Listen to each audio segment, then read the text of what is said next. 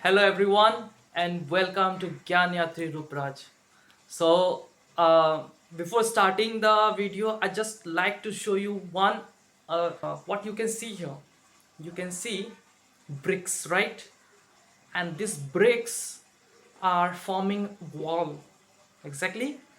Okay, so one brick connected with another and then another and then another and forming a complete wall. Now, why I am taking this example here? Because today's video is related with this is also connected with us living organism, and all these living organism are actually made up of something small structure, like same like bricks. The person who said this is none other than Robert Hooke. Robert Hooke, in the year 1665, he wrote and published a book, Micrographia. So Micrographia, I will give you the link of the book in the description. You can go and you can check it out.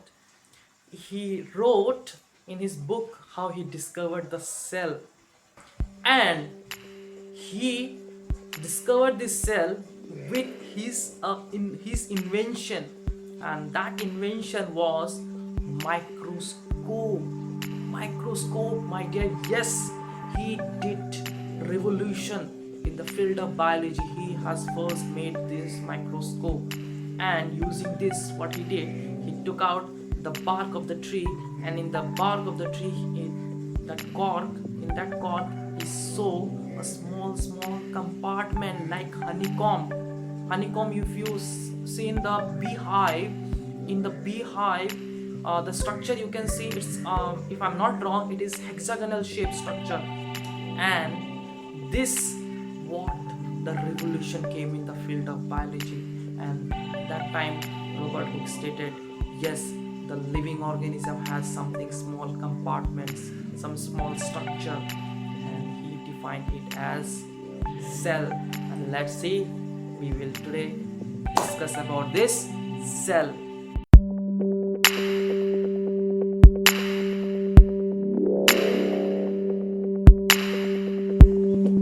Cell, the meaning of cell, actually this word is Latin word, derived from Latin word, and the meaning is a little room.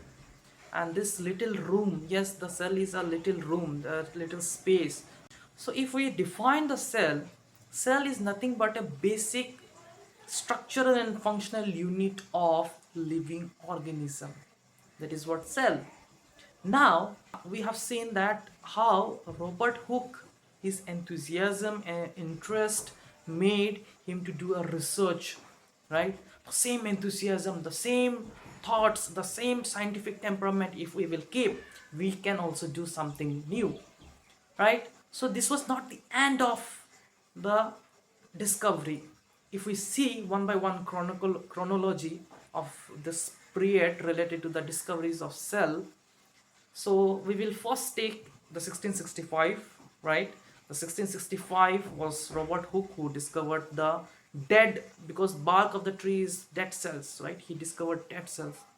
With the interest, when it grown up in the biological field, then another person, he was actually a businessman, but with his interest he came here, and his name Anthony Phillips van Leeuwenhoek.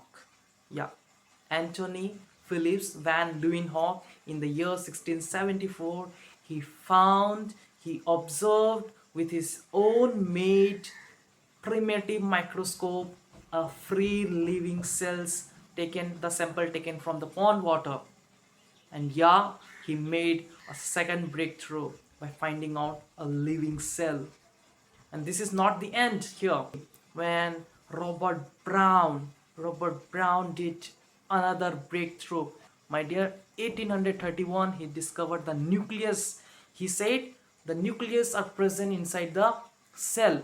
Okay, the story was, when the cell discovered, the question arises whether all living organism has this cell, whether all living organism, whether in case of plants, in case of animals, whether they are made up of cells. So this question, when it arises in the mind of the scientist, the another breakthrough came here.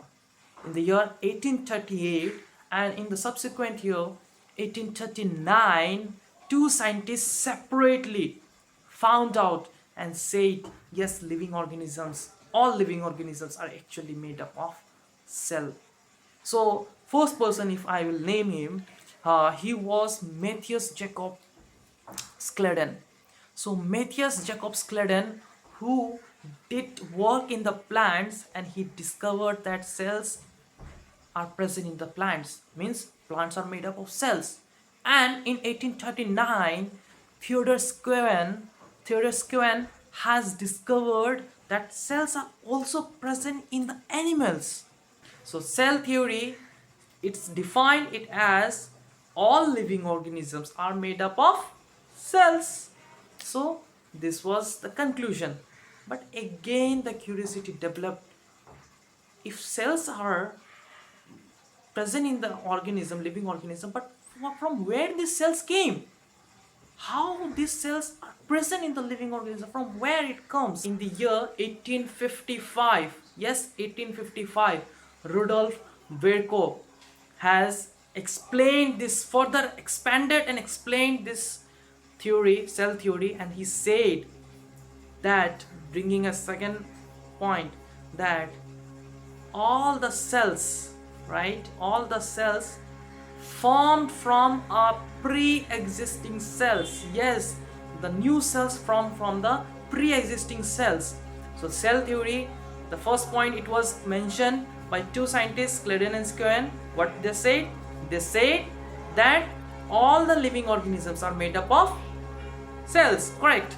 And the second point, what Rudolf Virchow has expanded it further, they say that the cells are formed from pre-existing cells, correct. So this was the cell theory. The invention of magnifying lenses, microscope, there was a new discoveries of this microscopic part of the living organisms, the world. And with these discoveries, the scientists found out many things. They found out that there are some creatures who are single-celled organisms, and that is what, based on that, afterwards the scientists divided it in two distinguished groups. One was unicellular organism, another was multicellular organism. Unicellular organism with a single cell organism, those who are single cell organism. Multicellular, many cell organism. There are few examples if I will take here: Chlamydomonas, Paramecium, Amoeba. They all are unicellular organism, and we multicellular organism. Plants, multicellular organism. Animals, elephant, tiger, they all are multicellular organism with many number of cells. So that was the classification made here. Even in multicellular case, in multicellular organism, the cells are of different shapes. In unicellular, it was different shape. In multicellular organism, the different location, for example, in muscle, the cells are differently shaped. The nerves which gives signal, that is also cell, and it's differently structured, right? And with this, all are having different function, right? That's why the cell is known as structural, right? As because it has its own structure, and functional, because with the structures and the location and the position, the cell is having different functions also. They perform different functions also. That's why in living organism it is structural and functional unit of life, or else we can also say it is the fundamental unit of life. So let's meet you in the next video. So for that, till now, namaskar.